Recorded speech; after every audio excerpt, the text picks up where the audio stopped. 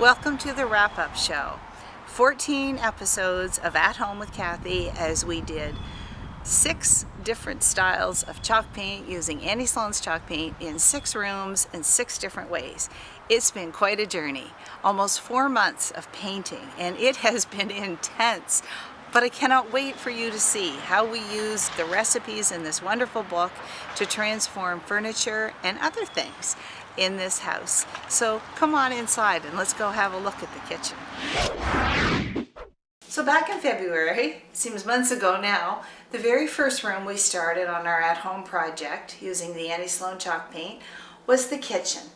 And this room was a bit of a challenge. We stripped all the melamine off from the 1980s look, brought it back down to MDF, did a duck egg blue finish in the paint, and used white wax to give us kind of this soft blue color. There were a total of 10 colors used in this room, and we did follow the recipes from the country collection, and this would be a French country collection. And this, of course, is our Bible, the color recipes for painted furniture that we used throughout the whole project. Now the thing about this room was we started thinking that the cabinets were going to be in cream. And as soon as I painted the first cabinet door, I knew that was too close to the wall color, and we really liked this yellow wall color. So we found we had to go to something a little stronger contrast. The duck egg blue gave us that contrast, and then to crisp it up, we painted our ceramic tiles in pure white. So these two together form the colors of this kitchen. And strangely enough, it perfectly integrates with the 1980s green countertop that we aren't replacing yet. We used another 8 colors in this room, and we were a little creative in our process by picking out the colors that we wanted to accent or use in other rooms. I made a little cheat sheet up with a bunch of colors the same size as the tile so that I could play with what it was going to look like before I actually stamped it on. I just stamped this on using a little square sponge, and to protect it, because the tile takes a lot of abuse. The compost is here, there are plants, we prepare food on these counters, there's always splash up on the tile, the backsplash. We use the water-based lacquer. There are 3 coats of lacquer on these tiles, and I have to tell you, this is now the end of May.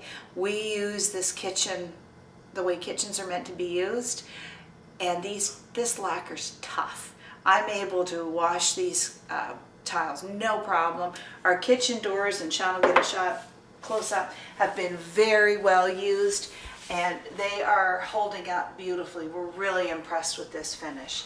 So that was the at-home country kitchen. We're going to move into the dining room and see what we did with the Swedish theme there. So now we're in the dining room, and for the dining room we chose the Swedish theme, again following the recipes, and the Swedish theme had a little more color, I would say, but a focus on blues and a focus on texture. So for this room, it's a dining room. There wasn't a whole lot you can do besides your table and chairs, and in this case the built-in cabinets. So we did do the table and chairs. Each chair was painted. These were dark brown chairs. Each chair was painted in Paris gray, and Paris gray became kind of the background color for this room. The chair seats themselves were painted, and the video on that it's very instructional. It took 3 coats with various watered down applications to get the paint to almost dye the fabric. Then, to make it a little more interesting and to incorporate some color, we did some strips here, and we used our Arles, or Scandinavian pink, primer red, chateau gray, Aubusson blue to create a stripe. And when you were watching the video, that's where I left it. But when I came back in this room to finish it up, I found the stripe a little bit cold, and I wanted to warm it up. And in the meantime, I'd also found the fabric for our shears, and I decided to stencil it. So I added an Antoinette pink, a Versailles green, and old white, and I did some random stenciling on each chair seat. And I followed that up. You can actually see this better in the daylight. You can just see I stenciled the fabric, and we showed you that in another video as well. We use this fabric for privacy, but also to block the sun, because this room gets a lot of light and it does a fabulous job. And we did the same thing for a curtain on the garden door going outside. All the inspiration from this room came from this runner. It's a linen runner from the April Cornell collection, and it had beautiful grays and blues and this pink and corally color. And that's what we were echoing when we did our chair seats. The other thing that we did in here was the dining room table. Now I have it collapsed to be a little shorter, but this is a finish. This table has had a lot of use, and I wanted to sort of show it as a well-used table. So the thing we use the most on this, it's been done in layers of using, we started with Paris gray over the dark, and then I did an old white finish, but in between I heavily sanded. I use a really coarse sandpaper, and that sandpaper took me right back down in some places to the original wood, but it also took me down to all the beautiful brush strokes that I had done using my Paris gray, where I had really heavily painted it. I love this table. It looks like it should be very rough and worn feeling, but when you feel it, it's smooth and very silky. It has 2 coats of wax on it, and when I need to buff it up, because somebody's cat likes to walk across this table, and I do have to clean it off before I use it, and it buffs beautifully and I get that nice shine back. The other things we did in here were the china cabinets.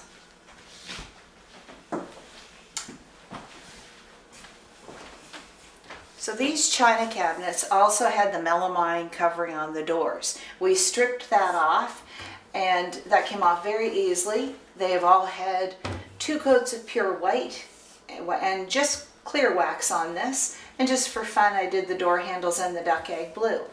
But what happened was, when this was all finished, originally I thought I was going to stencil in here just to create some interest and inside the cabinets.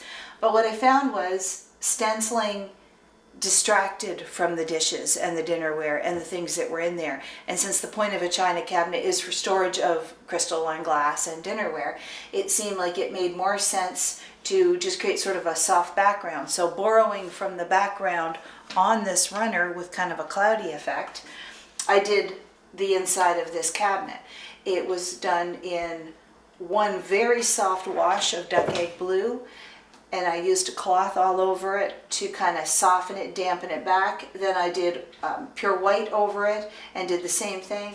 And because it had sort of an ivory background in to start with, where the melamine was, I've gotten a little hint of yellow. It almost looks like I painted it yellow first, but it came out very soft, very washed looking. It makes a great background for all of the dishes that I want to display over time. And then just to seal it, I did use a lacquer. If you're putting things away that, glasses that might be a little bit wet on the bottom or something, lacquer is just going to be so much more durable for sliding things in and out of, and that's what a cupboard's for. So that is the Swedish room, all done. The living room has been a really fun room to do. It was actually quite simple. It was a modern contemporary look we were going for, and we started with these chairs. These chairs had the colors that we were wanting to replicate, and interestingly enough, these were the same colors that were in the Swedish collection for the dining room. So there's a nice integration, which is important because these rooms flow together. The first thing we did was this fireplace, and that was a challenge because we shot the first video and I did about a third of it, went back and finished it that night, and woke up the next morning to discover I had done it in 2 different colors. Don't paint at night if you've started something in the day, because the colors change, especially with artificial light.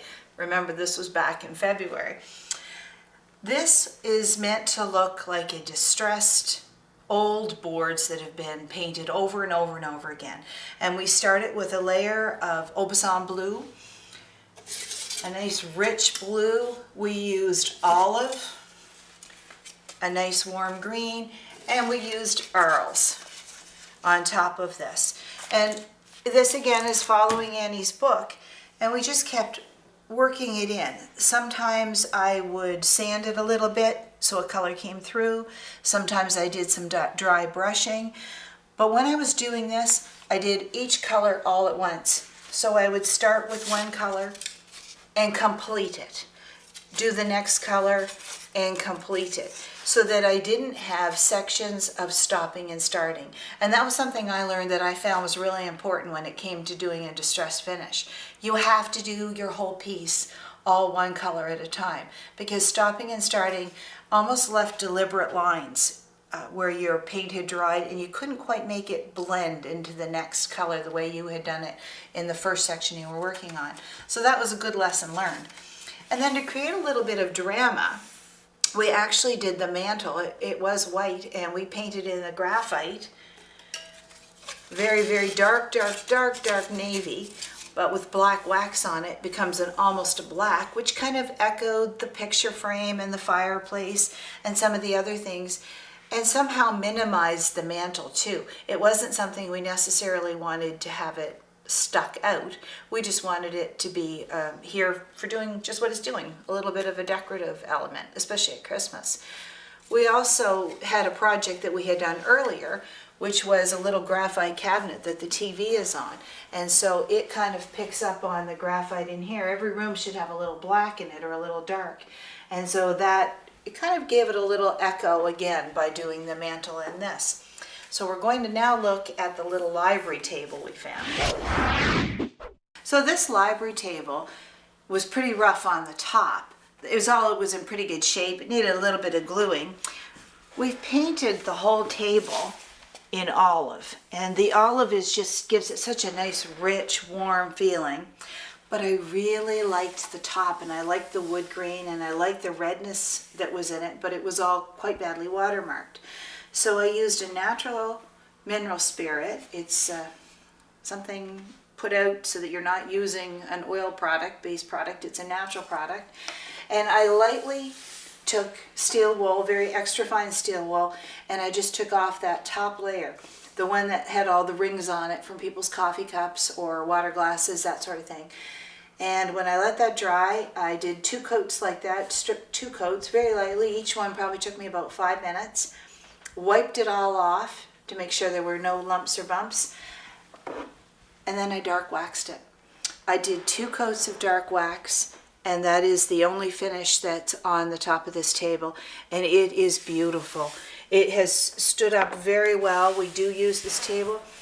It was interesting. There was somebody signed something here, and they've got their name on the table. There were little marks on it. Those didn't bother me. Those are part of the history and the stories that are behind this old furniture.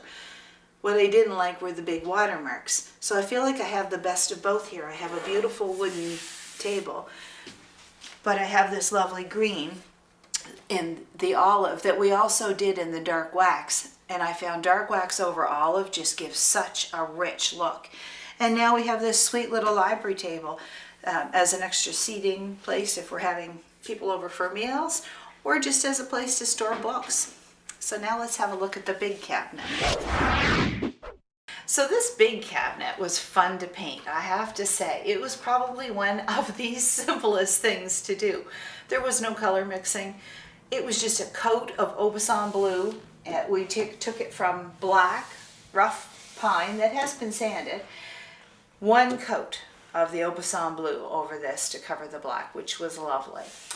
But to create a little bit of interest and to bring the greens that we had used in the fireplace and on the library table, I used Chateau Gray, which is a very rich sage green.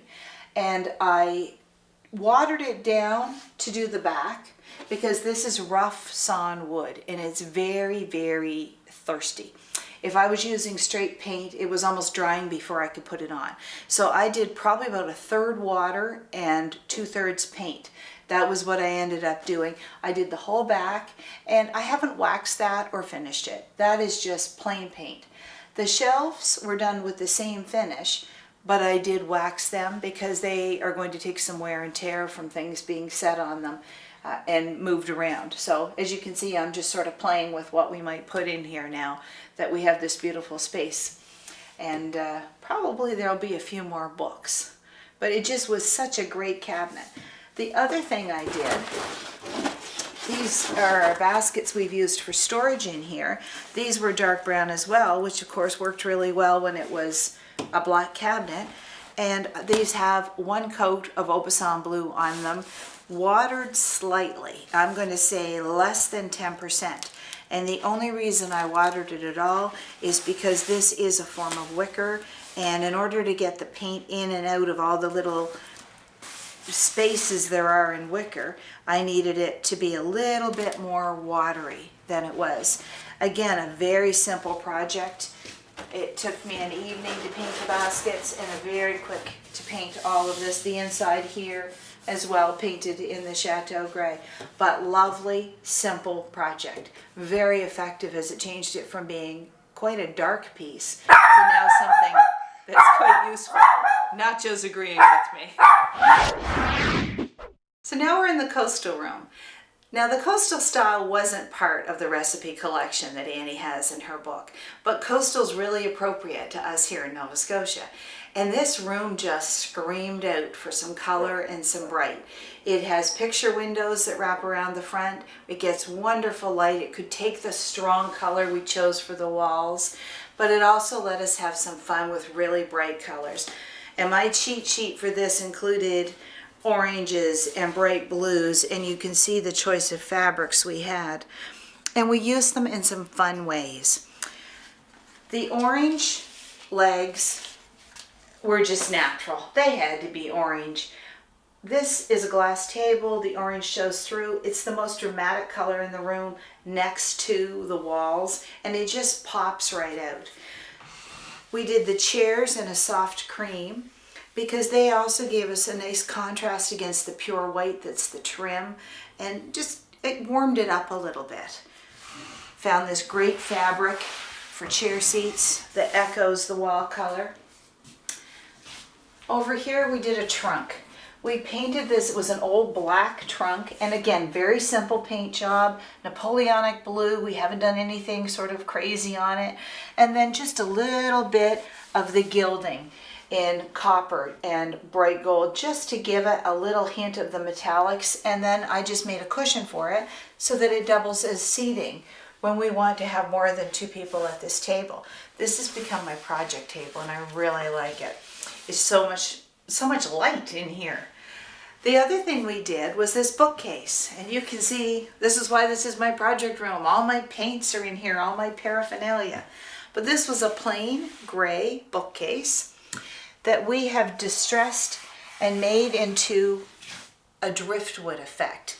This was a fun thing to do. It was a wash of cocoa to bring the gray down and give us a brown color to start, and then most of it was done with dry brushing. We used Louis Blue, we used Old White, we used a little bit of graphite, and there's even a hint in here of Chateau Gray because we often have a little bit of green in our driftwood. So the fun thing in this room has been thinking about ways to decorate it, and I couldn't resist. I had to go with this crazy fabric because it brought all of the colors together, and it's become such a warm, friendly room. One more thing I'd like to show you.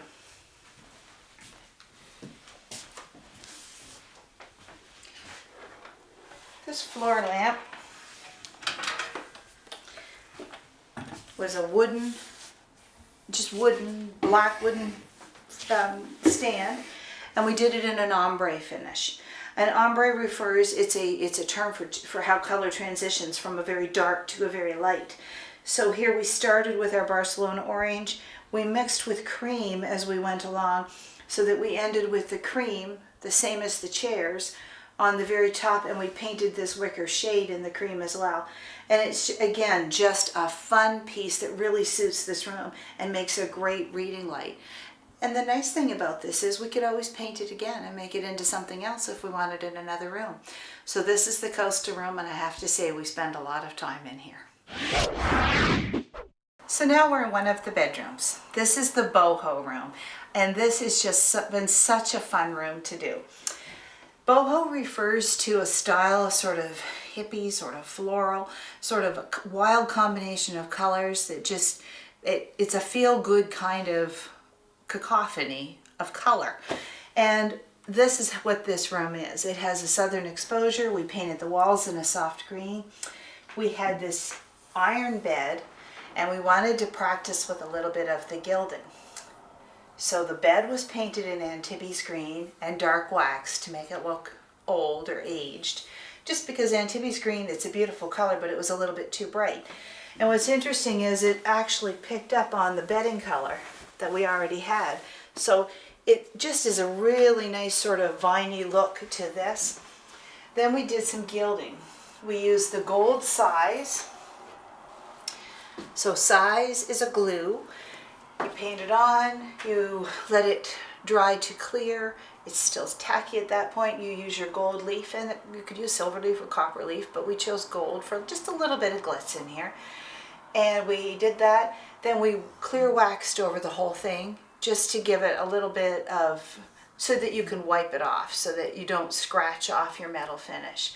And just all we did were the knobs and the little center medallion thing in the middle of the bed, and that just gives it a little pop of glitz that otherwise would be a little bit maybe lost in the frame. But the fun part in here was doing the decoupage. So now, should start, if we didn't start, this was the rug we had that we were using colors from here. We were using rich greens and reds and blues and oranges, and we wanted to create something on our bedside tables. And I don't know if you remember this, but when you go back and you look at these bedside tables, they're made of MDF. They were hideous. One coat of a mixture of Louis Blue and Antibes green, and that recipe is in the book, was all it took to cover these. So then we did some decoupage. I cut out birds, and using decoupage glue, which is specifically for this. Decoupage glue, you glue to the piece, but then you continue to glue around it. So you're actually sealing whatever you have decoupaged right onto your finish. I painted a little grass along the bottom, and then just for some whimsy painted some branches for the birds to actually be sitting on. The whole thing was covered in clear wax, and it's just been such a change for these two little sort of modern looking bedside tables, but now they really feel like they fit in this boho room. The most playful of all of the projects in this At Home with Cathy series has to have been the boho chair. And while it is also the most playful, it was also the one that took the most time. It took ages and ages and ages to paint all the little dots and flowers and stripes and swirls, but it is so much fun. This is a room that I'm hoping grandchildren will stay in, and this is a little chair for little people. It has so many colors on it. I think there are about 14 colors altogether. And it was a great way for me to use almost every color in the Annie Sloan collection of chalk paint that I hadn't used in other rooms. And it really, really was so creative. The front of the chair is creative. The back of the chair is fun. There's no bad side to this chair. It can sit anywhere. And I have to say, it was one of those labor of loves. I think I could continue to go back. I could still find things that I'd like to do on this. And this is probably Sawyer's favorite chair. Every time I finish painting, he'd be up in this chair. It suits this room perfectly. We're in the French bedroom, and the inspiration for this room was this beautiful old rug that belonged to my great-grandparents. We wanted to use it instead of having it rolled up and shoved into the attic. And it was a huge inspiration for color. It just lent itself to the look of this room. You saw Janet help me with the beginning of the pineapple bed. This bed, besides the boho chair, I think this bed probably took me longer than any other project. There were 4 layers of paint, and in between the layers of paint, we rubbed a candlestick over everything that we didn't want paint to stick to, and then sanded it back off, painted again, until it came out to this beautiful, kind of like a washed denim sort of effect.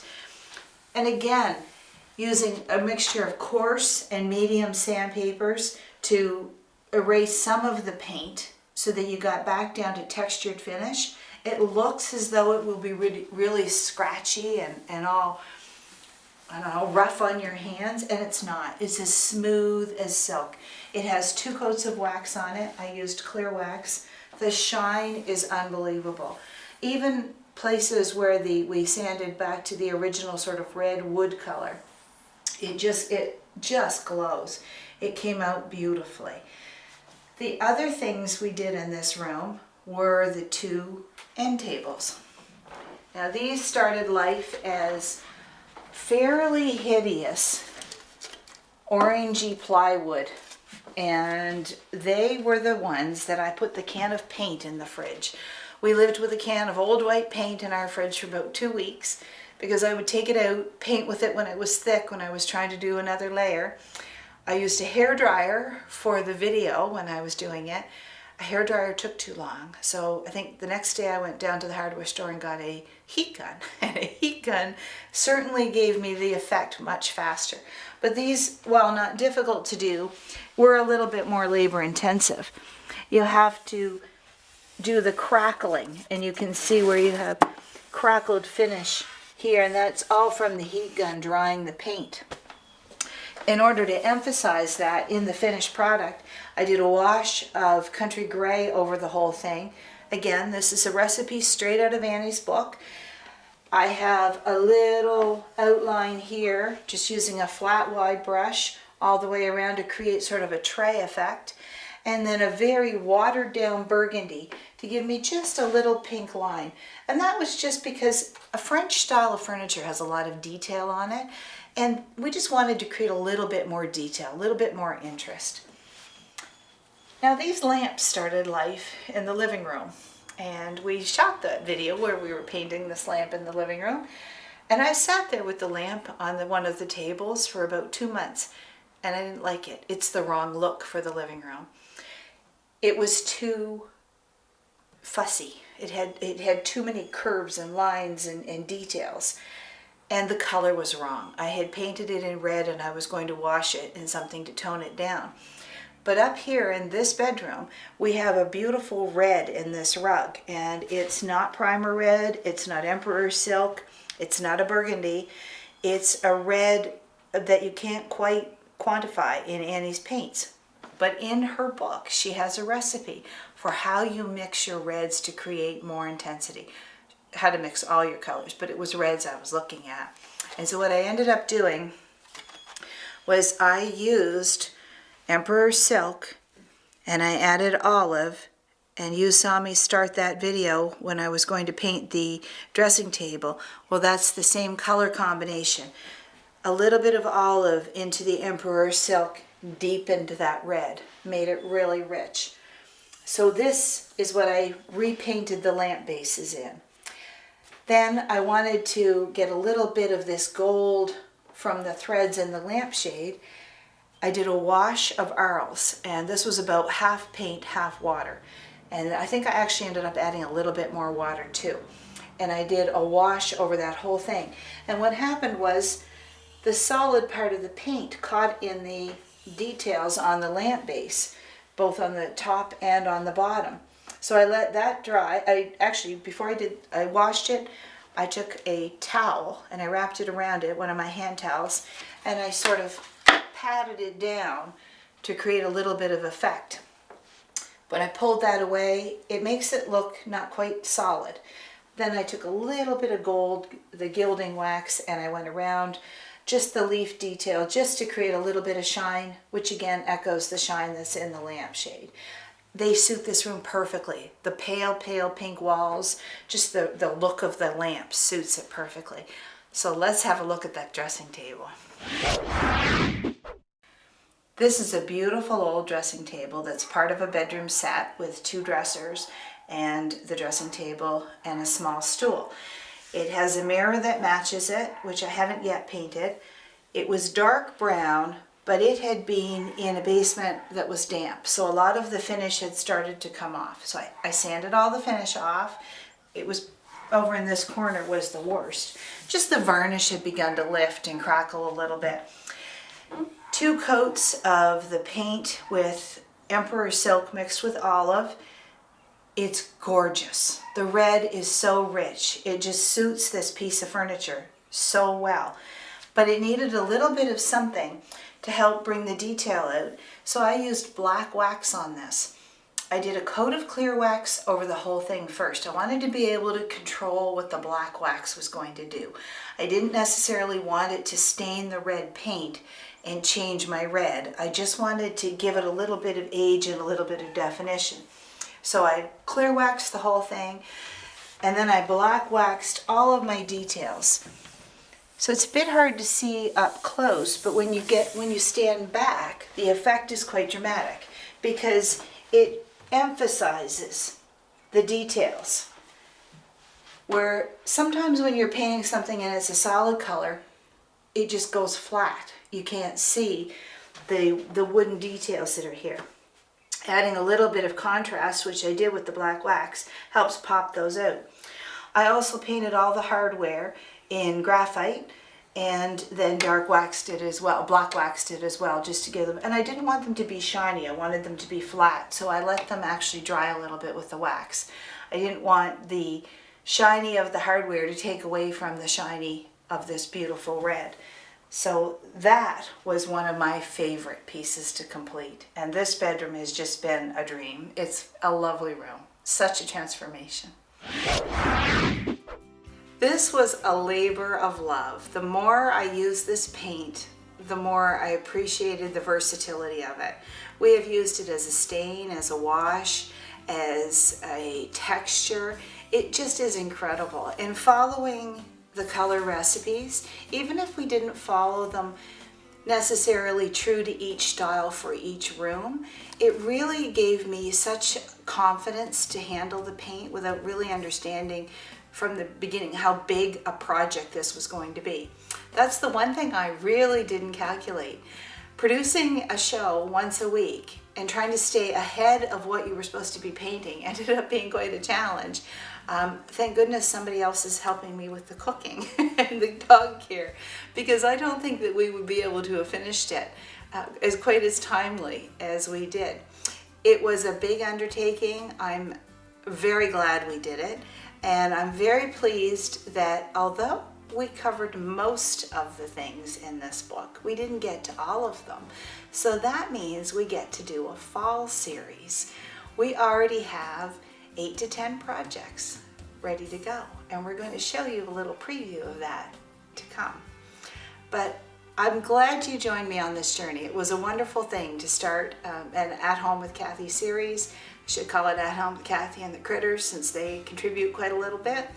And we are very pleased to have used this paint, to have had the support of Annie and her team in doing this. It says a lot for the type of person she is, that she continues to believe in a product 30 years after she's begun with it and is out there advocating for it all the time, as are we. So thank you very much for joining me on this journey.